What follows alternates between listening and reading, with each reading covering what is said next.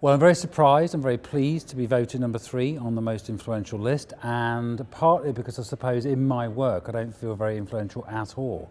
I'm interested in evidence-based practice and evidence-based practice in human resource management as well as other areas of management, so I'm quite surprised I kind of got there, say, because I don't feel very influential, but it's great I have, and I hope actually the fact I've been named number 3 on this list now may make people pay a bit more attention to the idea of evidence-based practice, not to me so much, but to the idea of practice, yeah.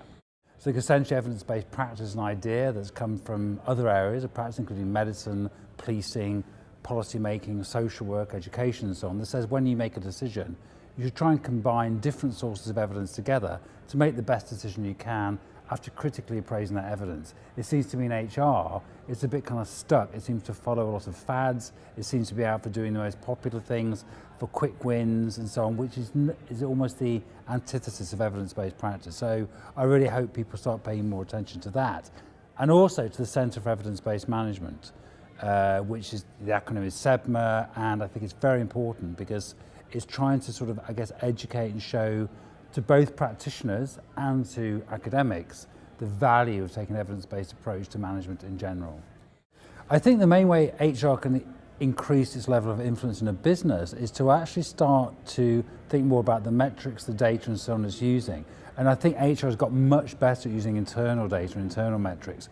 Where I think it's missing out is on the external stuff. So quite often I hear HR people talking about engagement or satisfaction and saying they've got all these measures, and I keep saying, but what is the evidence that engagement really matters? And then they fall apart.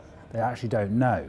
So it's great to measure stuff, it's great to assess stuff, it's great to look at links. But unless you have really good internal evidence, academic evidence, indeed theory that says how these things link together, I think it doesn't help. And the more HR can do that, the more influence I think it will have in organisations. When I was speaking to an HR director fairly recently, they actually said to me, yeah, we will become more evidence-based if marketing does the same. And I think that's the point. The point is, I think many functions in management, including HR, should really think about the way they make decisions and what they do and base it on the best available evidence.